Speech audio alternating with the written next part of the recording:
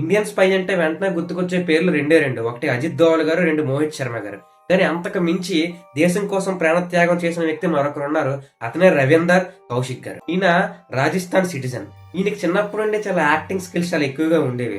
ఒకసారి ఇలాగే 1970 సమయంలో ఈయన ఒక యాక్టింగ్ చేస్తూ ఉన్నారంటే ఒక ఇండియన్ స్పై పాకిస్తాన్ వెళ్ళినట్లు ఒక స్క్రిప్ట్ లో యాక్ట్ చేస్తూ ఉన్నారు. దీన్ని చూసిన రా ఏజెంట్స్ ఇతని యాక్టింగ్ కి ఇంప్రెస్ అయిపోయి నువ్వు నిజంగా భారతదేశానికి ఉపయోగపడేవాడు అని చెప్పి ఇతన్ని రా ఏజెంట్ లాగా 1975 ఢిల్లీలో 2 years పాటు ఇతనికి ట్రైన్ చేసి నబీ అహ్మద్ అనే ఐడెంటిటీ ఇచ్చి ఇతను పాకిస్తాన్ లోకి పంపించారు. వెళ్లే ముందు ఆయన ఇంట్లో చెప్పేది ఏంటంటే, నేను దుబాయ్ వెళ్తున్నాను, అక్కడ నుండి మీకు లెటర్స్ రాస్తానని చెప్పారు. కానీ నేను వెళ్తుంది పాకిస్తాన్ స్పైగా.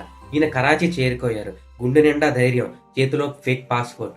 ఇక్కడ ఎవరైనా నబీ అహ్మద్ అంటేనే పలకాలి, రవీంద్ర అంటే పలకూడదు. కానీ ఇవన్నీ ఎదుర్కొంటూ ఆయన ముందుకెళ్లారు. ఒక పాకిస్తాన్ నార్మల్ స్పై లాగే కాకుండా ఒక ఎడ్యుకేటెడ్ పాకిస్తాన్ సిటిజన్ లా బతకాలనుకున్నారు. అక్కడ కరాచీ యూనివర్సిటీలో డిగ్రీని సంపాదించారు.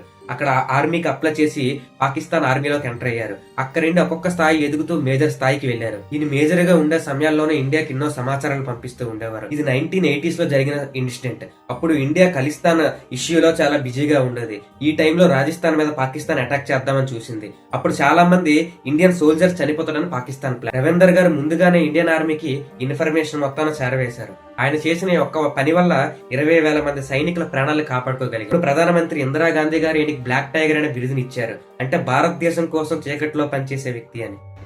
అంటే ఒక చిన్న తప్పు సామ్రాజ్యాలే కూలదీస్తుంది. అది సెప్టెంబర్ 1983. ఇంకొక స్పైని భారతదేశం పాకిస్తాన్ లోకి పంపిస్తుంది. అంటే ఇప్పుడు ఈ ఫైల్స్ ఏవైతే ఉన్నాయో కొన్ని రేడియోలో రావు, ఇది ఫిజికల్ గానే తేవాలని చెప్పి మరొక స్పైని పాకిస్తాన్ లోకి పంపించింది. అతను బోర్డర్ దాటే క్రమంలో పాకిస్తాన్ ఆర్మీకి దొరికిపోయారు. అప్పుడు అతన్ని అతి కిరాతకంగా టార్చర్ చేయడం వల్ల నిజాలన్నీ తెలిసిపోయాయి. దీంతో రవీందర్ గారు కూడా దొరికిపోయారు. దీంతో 16 సంవత్సరాల పాటు అతనికి అత్యంత దారుణమైన శిక్షలు విధించారు. తర్వాత 2001లో ఆయనకు ఆరోగ్యం బాగోక చనిపోయారు. అదే పాకిస్తాన్, అదే జైల్లో. He is a real hero Ravinder Kaushik గారు. జై హింద్, జై భారత్.